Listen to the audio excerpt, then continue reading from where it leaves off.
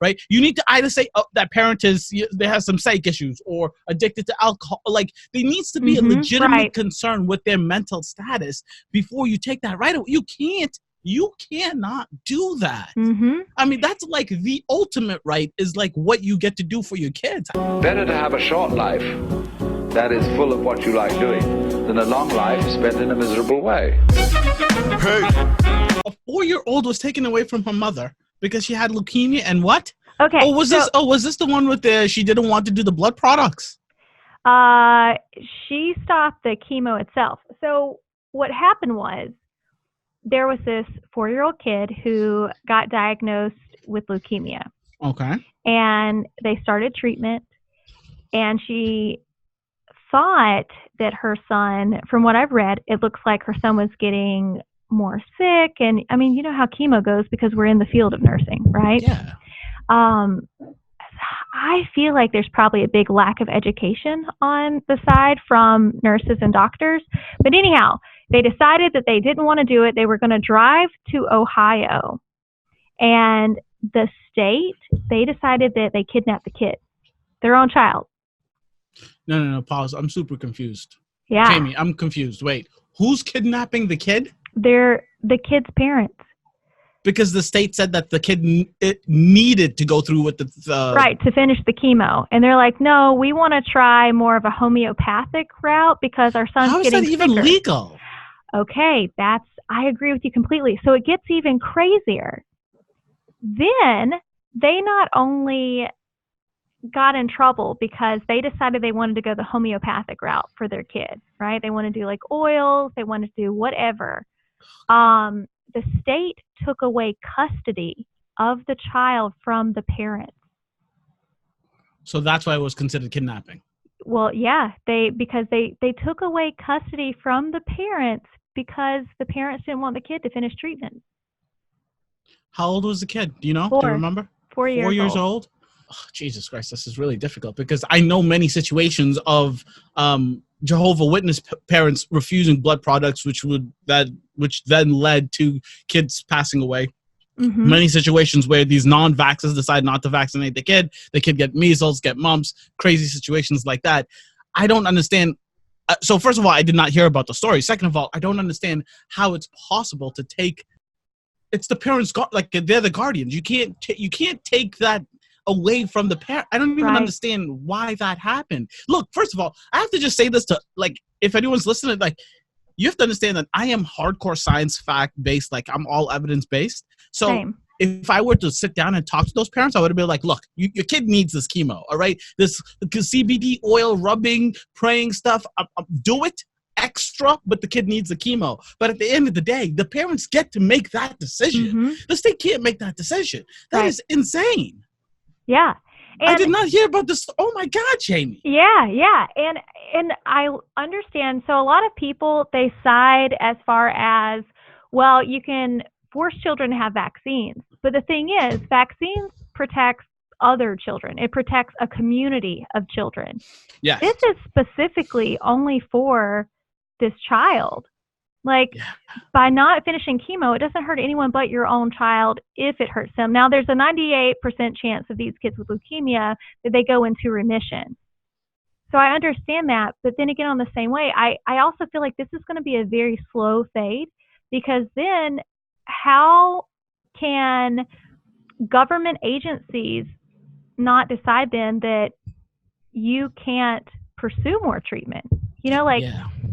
You have an elderly person and the family says, okay, we want them to die peacefully. And they're like, no, we should probably start a levo drip and we're going to sue so that we can keep their blood pressure up. Yeah, no, that's a really slippery slope. That's a very, very, very slippery slope. And the thing is, you're right. Like, vaccines protect other kids, and even vaccines, you can't force. You could tell someone you can't come to this public school without taking your vaccine. You can't join this camp without getting your vaccine. But you can't take a kid away from a parent because they don't want to do vaccines for that kid. So to take that step and make it applicable to a kid getting chemo is a huge step. And you're right. It just, that becomes the most slippery slope I've heard in like ever. Like, then I can decide, nope, your mom needs to be a full code. We don't want her to be DNR. No, Right. your mom or your sister or your kid needs to be like, it's ridiculous. You said that this happened in North Carolina? No. This happened in Florida. Oh my God. Why does everything crazy happen in Florida? Jamie, have you been to Florida? What's wrong with Florida? I haven't worked in Florida though. That wasn't on my list. Well, good for you. I mean, Florida. Oh, there's always something spicy. I do this nursing news, and every time I'm reading about a crazy nurse, a psycho nurse, a something nurse, it's always someone from Florida. Now, yeah, Florida does things a little bit different than everybody else, but that's a crazy story. How does the parent not get to decide this as well? Decision. You know? Yeah. I mean, I would respect it. Like if I went into the details of that story, and in that story they said they talked to the parents said no, the nurse, the doctor, the therapist, the case manager, all 10 people in the interdisciplinary team decided that this is an ethics board reason, and they took it to the ethics board, and then the ethics board decided that, like, if they went through every hoop to make sure that, like, no, this kid needs this chemo, maybe that's a situation I'd be able to understand. Right. But at the same time, even going through all of that stuff, you need a legitimate reason. You need to prove to me that the parent wants to harm the kid before you take that right away from the parent. Right? You need to either say, oh, that parent they have some psych issues or addicted to alcohol. Like, there needs to be a legitimate concern with their mental status before you take that right away. You cannot do that. I mean, that's like the ultimate right, is like what you get to do for your kids. I don't. Right. I don't know, James. That's something that would be an issue for me. Like, wholehearted issue. Like, I don't think I could work on this unit. I don't think I could continue to work on this floor if I knew that happened to one of the patients that was a part of that hospital, that part of that floor. That's a serious thing. And I mean, I really wonder, because I'm sure you've experienced it. I've experienced so many times where a physician will come in and they'll talk to a family member, right? Like, oh, this is what's happening with your mom, or this is what's happening with such and such. This is the best plan, and this is why it's the best plan. And even though it sounds like black and white to you and I, like, okay, this is why, the general population that has no medical background, it doesn't sink in the same way. So I can only imagine that these parents who have had no one else related to them suffer through cancer, gone through being nauseated, vomiting, having central lines placed, having their kid just dwindling down in front of them, even though it may have been a good thing to put the kid in remission. All they see is their child is getting sicker. Exactly. And how do you believe when you see a baby that you created suffering so much that this is the best plan? So I'm just very curious as to, was there a hole between the communication from physicians and nurses to the family? Like, should they have found a better way for them to be more receptive, to understand? Yeah. And like, for all those people listening, I want to remind you guys that, like, we obviously don't know every detail for this entire story and stuff, right? But we're just going off what we know. And you're right. So the kid was 4 years old. So this is a new baby. This is like a baby, you guys, right? So handsome little kid too. Could you imagine your baby going through all of this pain, all of this suffering, right? And you decide, I don't want my kid to go through that. I want to try something else. Maybe it is unconventional. Maybe it is against medical advice, but you still get to make that decision, right? You still get to make that decision. And how often do how often do patients find out AMA, against medical advice? Oh yeah, all day, every day. We literally have those papers sitting on every floor inside a hospital. When you said, no, this isn't what I think is good for me, I'm just going to go to the house. Deuces. Right. Like, what dotted line do you need me to sign on? Exactly. No. And that's, you're right. I don't know, man. I feel so bad for that. I feel bad for those parents.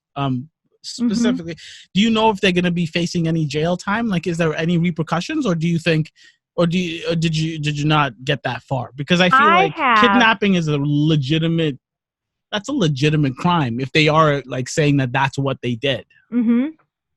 So they just went to court the other day because they were trying to get their kid back. they wanted custody because right now they're allowed to go to Noah is the child's name. They're allowed to go to Noah's like any type of hospital stuff that he has. He just had blood drawn the other day to check his markers and stuff. And they're allowed to go, but they have like a mediator, a supervisor that has to go with them too. Jesus Lord. But they said, let's see, that Noah will remain in the custody of his grandparents. The state of Florida will have the option to give them custody back in the future. So they didn't go through with that. And I don't think that they're facing any jail time. Correct. Okay. But it's the grandparents that, so they gave the custody to the grandparents, assuming that the grandparents had, okay, we're going to let this kid go through the chemotherapy. Yeah. And the one thing that the Judge Palermo is the guy's name. I think the main thing that they really focused on was that the kid had a PICC line. And so for anyone that doesn't know, it looks like, it's like an IV that goes around your arm, around the crease in your arm, and it goes into the heart is where the tip is. But it looks like a regular IV. Yeah. And when the kids took him away, they removed the PICC line from him. She said she watched something on YouTube to remove it. And I mean, as healthcare providers, it's like, oh, no, not a good call. But if you don't know exactly where it lies, you know what I'm saying? Like, it looks like a regular IV. Jamie, let's break this down. Get the fuck out of here. All right, look, listen. Oh, I'm sorry. Am I allowed to? I'm sorry. Yeah. Okay, I'm just saying, that's BS, okay? I've walked into so many dementia patients' rooms where their PICC line is wrapped around their neck. Look at my new necklace. Yeah. There's stop. That cannot be that's not a reason. That is a BS reason. If that's the reason they came up with, they are pulling at strings. Yeah. These parents deserve the right to control what their kid does. I don't know Florida, you need to, I don't know. This is a crazy story, Jamie. Stop I know. it. That's not a reason. That is a PICC line is not, removing a PICC line by itself is not a reason. Okay. Yes, it is high risk for infection because it does go straight to the heart, but that's a BS reason. We both know that. Everybody knows that if you work in healthcare, those PICC lines are midlines. If the patient's confused, if a family member tugs at it, if they have an accident where it gets caught onto the bedboard or whatever, it happens all the time. It's not the end of the day, right? If they were infusing stuff that they found like CBD oil, something on Amazon, that's something I'd be like, whoa, right? Yeah. But to just remove it? Nope, that wasn't it. Get out of here. Get out of here. Stop it. Stop. Yeah. So the judge, I think, is what they're quoting on this article that said Blandball, which is the mother's last name, testified that she had no training on how to remove the PICC line. She explained during the trial that she was still comfortable removing it because she watched a YouTube video on how to do it. Judge Palermo said in court she simply pulled the PICC line out of her son's body. And because of that, he is recommending that both of the parents seek mental health evaluations. And like you said, that would have been a good thing to do prior to taking their child away. Right? But not, I mean, you can't. That's not, yeah. No, that's not a reason. Jamie, that's not a reason. Yeah. But look, listen. To the listeners out there, understand what I'm saying. I'm saying that the parents have that final decision. If it was up to me, if Noah was my kid, you better believe that Noah would be getting chemotherapy. I'm not saying that it's right for the parents to not do the treatment. I'm saying it is the right of the parents to make the decision. So obviously, I want Noah to get all of the medical treatment based on evidence-based practice, but I'm saying that it comes down to the parents' decision. We, as healthcare providers, don't get to do that, don't get to make those decisions. That is why you sign a Bill of Rights when you come into the hospital. That is the parents' decision or the guardian's decision, unless the kid is 18 or older, because then it's their decision. But that's it. I mean, that's where the line ends. It ends where the guardian, the parent, or the patient themselves makes that decision. Agreed. Couldn't have said it better myself. I'm sorry. No, these things really bother, especially these ethical issues, right? Because, yes, you can feel some type of way. You can honestly believe this is not the right thing to do for my patient. You can plead and beg with the patient or the parent or the family to do things to, choose the advice from the doctor, from the therapist, from whoever. But if they say no, you have to accept it because it's not your kid, it's not your patient, and it's not your body. Those people get to make those own decisions. And we face it so often. I remember on one of my many, many travel assignments, and definitely not going to say where, but on Yeah. one of these, it was I worked at several nationally ranked hospitals, but like it was one that was one of the tops. And we literally had a patient who had like a cranny. So they, took like part of the patient's skull off and then they end up putting it back on and stuff. The patient was so sick, but surviving on like ventilation, mechanical ventilation. We also had stuff infusing to keep the blood pressure up, to keep the heart beating. This person started just coming apart at the seams, like on the head, Oh, around the jeez and peg Lord. tube, and the family just would not let this patient go. And I mean, there was nothing we could do. Our hands were tied. And here's this person in bed who will never open their eyes again, who will never, like, suffering. And on a neuro floor, we're having to go in to do neuro assessment. So we're having to cause so much pain to see if we can get a flicker of motion That's insane. every 2 hours. Yeah, that's Like, rough. what That's rough. kind of torture do we have to do? But the family got to decide, like, no, I want her to hang around as long as we can until and try everything as much as you can. Jamie, that's such a good example because literally, if you flip the situations, right? If you flip the situations from a family member or a parent or a patient that decides instead of like if a patient says I don't want to do any more treatment, I'm going to go try something homeopathic, everyone starts to freak out. But when it's family members that are like to a patient that everyone in the medical field agree is going to die in a matter of days, and that family decides I want the patient ventilated with all the tubes, and you guys need to do CPR every time they go under, no one bats an eye. We all agree and say yes. We all say, yeah, I'm on board. I'll do it even if I think we don't have to. But why aren't we all on board when the family member or the patient decides the opposite, decides I just want to try something else, or I just want to give up? I don't even want to call it give up, but I want to go in the way I want to go. Right. Yeah. And I think as the healthcare profession, even us who are in healthcare need to come to terms with that. Not everyone's going to make the correct decision. Not every doctor is going to make the correct decision. Exactly. Mean, that's why people seek second opinions and third opinions and 50 opinions. All day, every day. Because we're all human. We all have different ideas of what is good, what is right, what is just, what is best. Yeah. And who knows which one of us are going to have the best decision. Yeah. To the best knowledge. To the parents of Noah, like I stand with you. I mean, I stand with you 100%. Like I said, I don't know all the details, but from what I know so far, I'm definitely with the parents of Noah. You guys should have all the decisions.